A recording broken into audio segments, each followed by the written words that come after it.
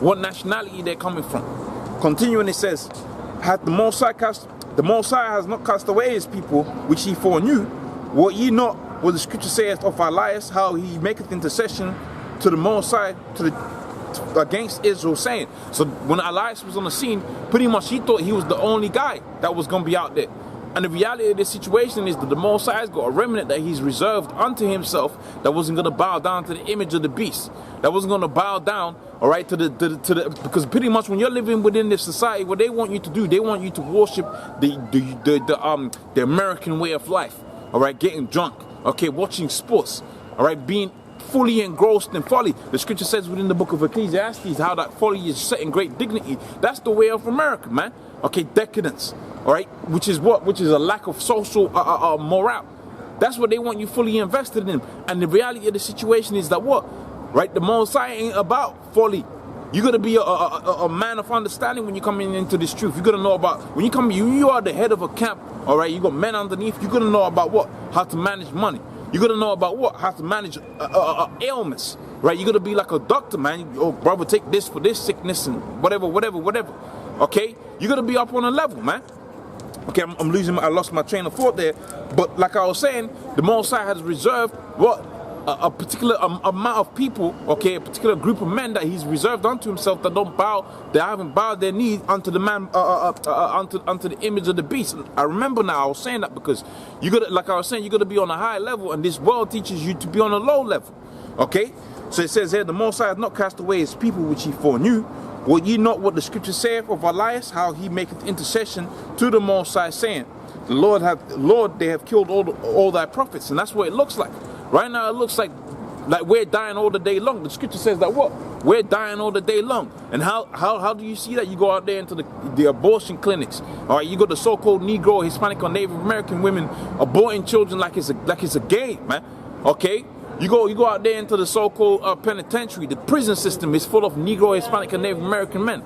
So we're dying all the day long, okay? And it looks like, hey, if you're looking at it from a defeated mindset, you could actually say that we're through. But the reality of the situation is that what? The Most High has reserved the remnant unto him. Okay, the scripture says if it was possible to deceive the very elect, because you could talk about the penitentiary, you could talk about the amount of children being aborted, but check it out. There's a thing out there of being kept, your spirit being kept low, man. Okay, through the food that you're eating, okay, through the vibrations that they send out via this Wi-Fi and so on and so forth. That makes your mind go kind of fuzzy, man.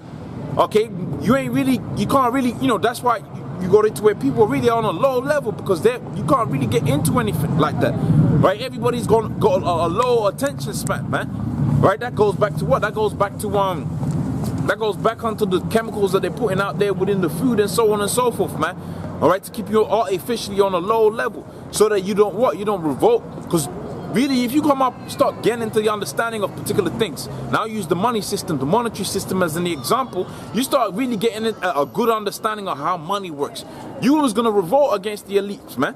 Henry Ford said that. He said if the people knew how this money system worked, they would come up against the elite banking families, man, because it is totally unrighteous.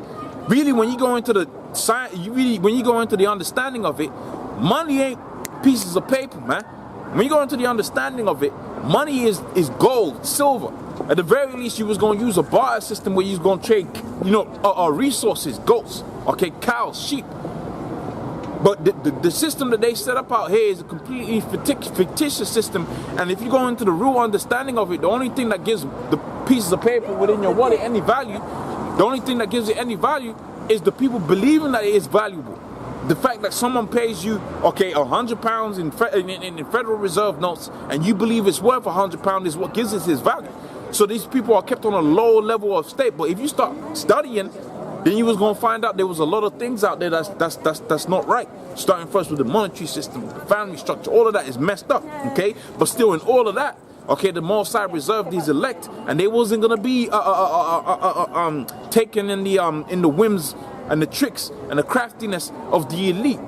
They was going to be risen above that, because from the foundations of the earth, they was going to have the mindset of sighing and crying for all the abominations that be done in the midst thereof, because the Most High put a particular spirit within them, right, to not be swayed, all right, in the deceitful whims of the elite. Okay, the craftiness of the elite.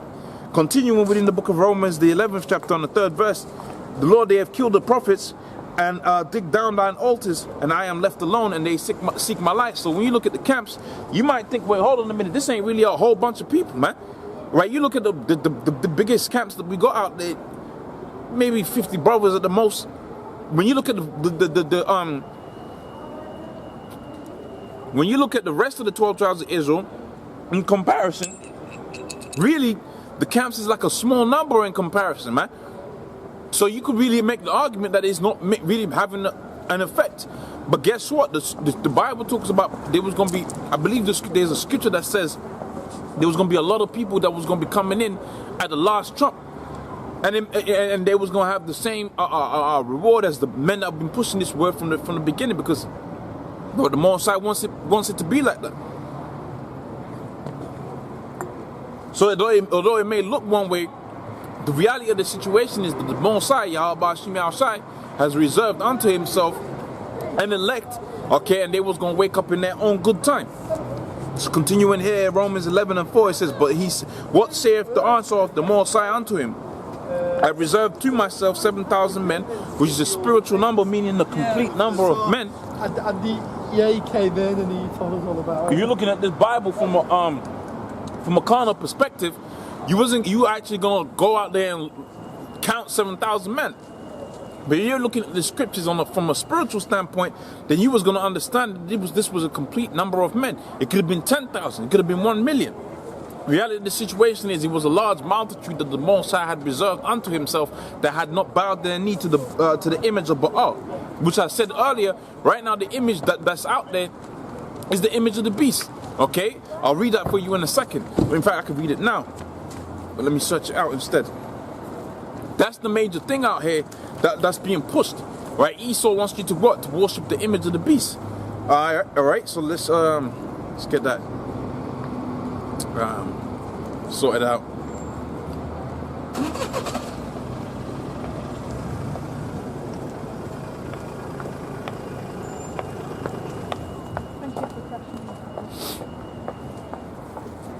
Okay, Revelations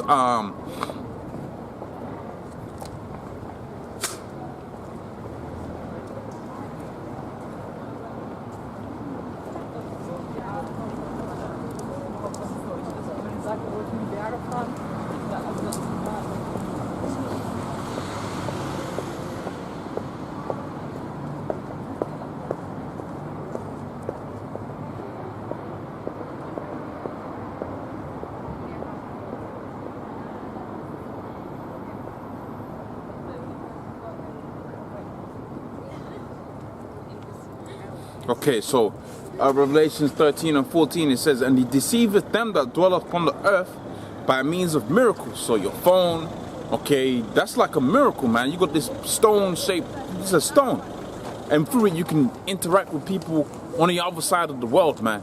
You can have an image appear on this stone of people that's millions of miles away, man. They'll be interacting with you instantaneously. That's like a miracle, man. And there ain't no cables that go to it. Okay, it's wireless, so you can understand. So this man, the Most High, is really giving this man understanding of how to do particular things. But see, that's what's made him proud, because through the understanding that the Most High has given him, he thinks that he can come up against the children of the Lord, and he thinks he can come up against the Most High himself. All right, so it says here, and deceiveth them that dwell on the earth by means of those miracles which he had power to do in the sight of the beast, saying to them that dwell on the earth that they should make an image to the beast, okay, which had the wound by a sword and did live, and he had power to give life unto the image of the beast, that the image of the beast should both speak and cause that as many as would not worship the image of the beast should be killed. Because there's gonna come a time, the time of Jacob's trouble, that if you don't comply with the image of the beast, all right, so not to have a beard on your face, that's the image of the beast. all right, to basically to be down with the laws that they pass, all right, with regards to the LGBT, okay, the laws that they pass with regards to how our household is supposed to run. If you ain't down with that, pretty much you're coming up against the image of the beast, man. And they got it on record via the so-called searches that you make on your Google, because that's all tracked. Okay, the searches, the particular things that you like on Facebook and social media, they have a profile, what's known as online, a digital profile of how your mind works, man. Okay, they have an understanding of how your mind works, whether you're a rebel, okay, or against the image of the beast, or you're down for the image of the beast. And if you're people that was what's the word I'm looking for? These individuals out there that they say that these people are what they high alert. I think I forget the exact word, but pretty much those individuals, the elite bankers. They got it to where you got those particular profiles, profiles of particular individuals, all right, that they say that they come up, they're basically not gonna go down with the image, they're not gonna bow down to the image of the beast, just based upon your search histories within your computer, on your laptop, on your phone, and so forth and so on, right? So they got that information. All right, you better believe whether you're on IUIC, whether you're in Great Millstone, these elite bankers, they was gonna come down, okay, knocking at your door saying, look, you know, what's the deal? Okay? So continuing here, you're right. I'm right. We're just listening. Okay, all right. We're listening. That's good. I ain't no problem with that. You look good. You look good. Thank you very much. So continuing here.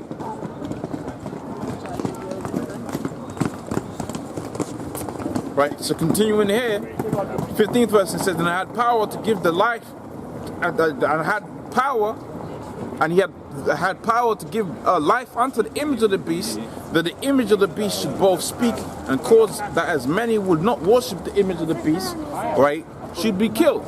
So whether you be in IUIC, okay, ISUPK, Great Millstone, they got your profile, man. They know that you are a Hebrew Israelite.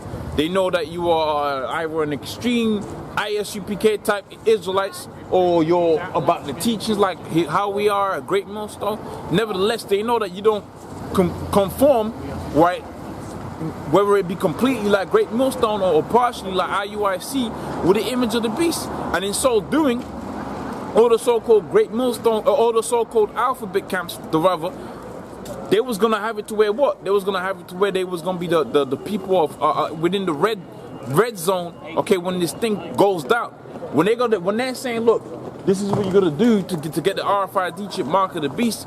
Those people are gonna have the red circle, and they're gonna make sure you're gonna take that. They're gonna make sure they're gonna force you to take that chip, man. And if you don't take that chip, you're gonna have to. Well, basically, you ain't gonna be able to eat. Okay, but the point I'm making is that this. All right, there's gonna come a day, all right, where Esau is gonna let you know that this is the way you have to. This is the lifestyle that you have to conform to, and if you don't conform to that lifestyle, right, they're gonna make it very difficult for you. This is the time known as the time of Jacob's trouble, where pretty much they're gonna be asking you whether you're gonna sell out or whether you're gonna comply to the image of the beast. So continuing here, it says 16th verse, and he calls it, oh, both small and great to receive a mark.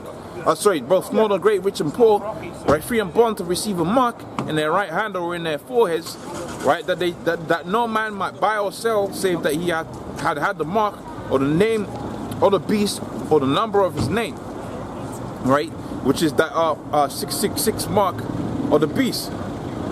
Continuing here, now let me go to the next chapter.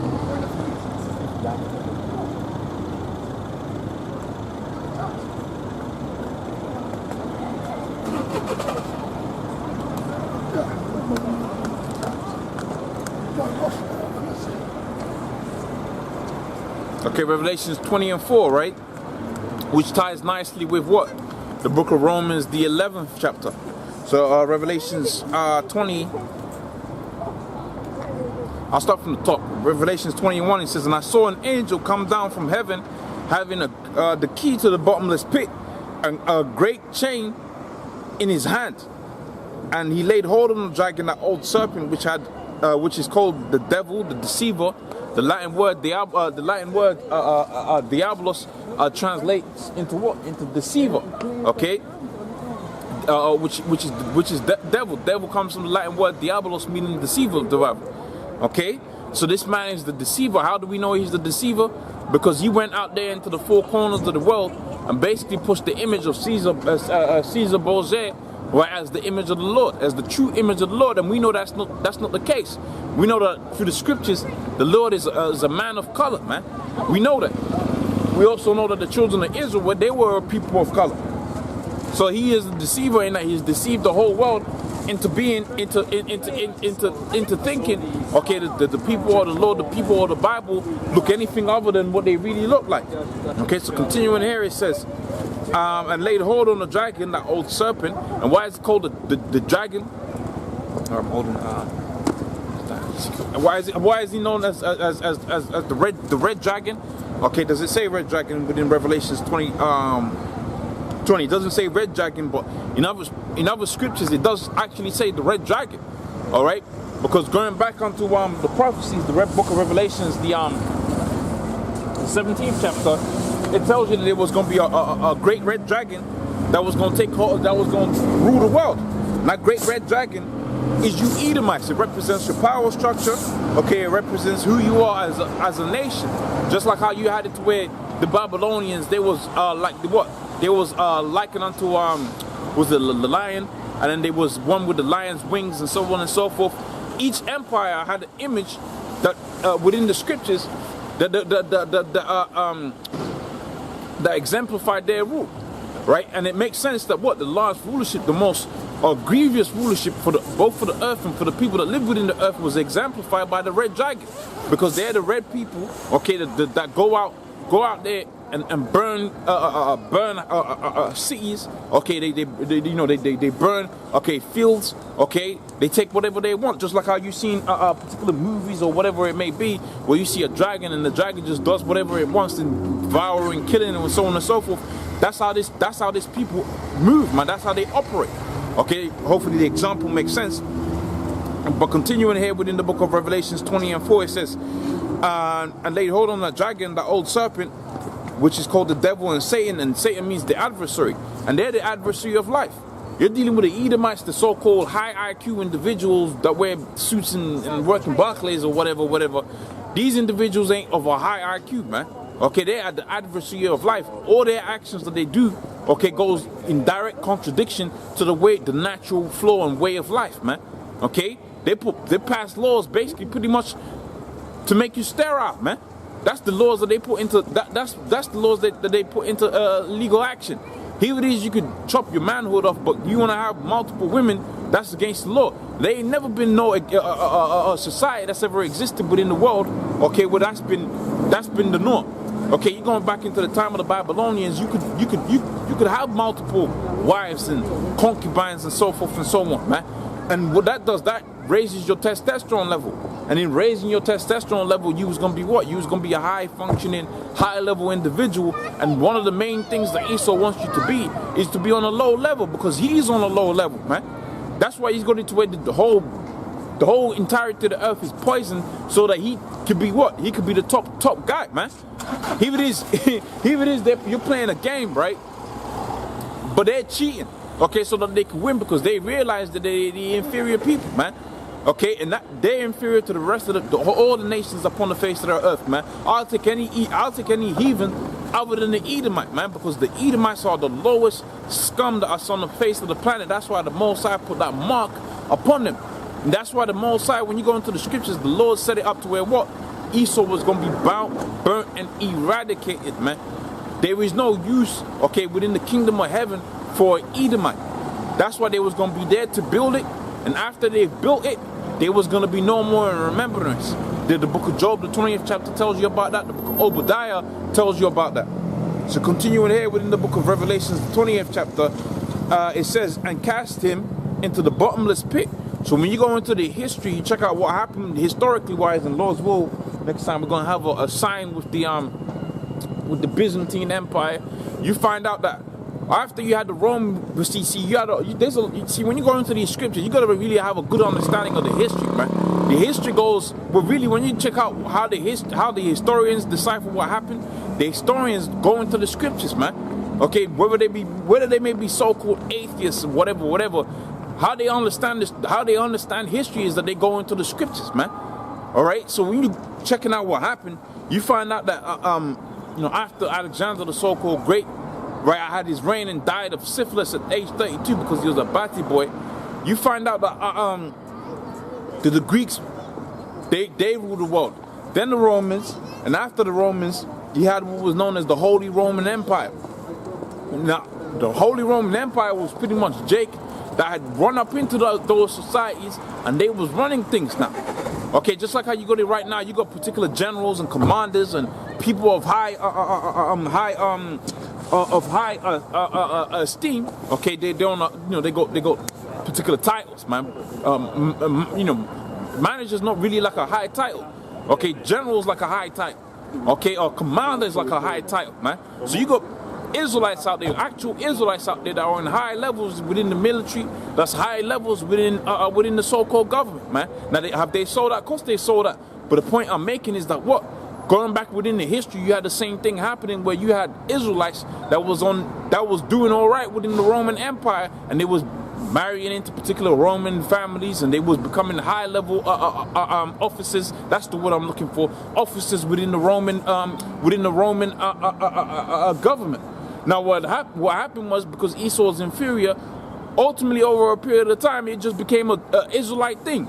So when you fast forward to the Council of Nicaea and then the Byzantine Empire and so on and so forth, the whole world was being run by the Israelites, man. Okay, the Most High had returned a little bit of that glory that we had during the time of King David and so forth and so on. All right, and then we was ruling the world for a period of 1,000 years. But what was happening during that period of 1,000 years? We wasn't worshiping Yahweh Bashim Yahushai. We was worshiping. We went into the scripture. We reading about the Council of Nicaea within the history. That was us amalgamating Greek mythology with the scriptures, man. All right, it wasn't. Here it is. We're talking about Esau's messed the scriptures up. But when you really check it out,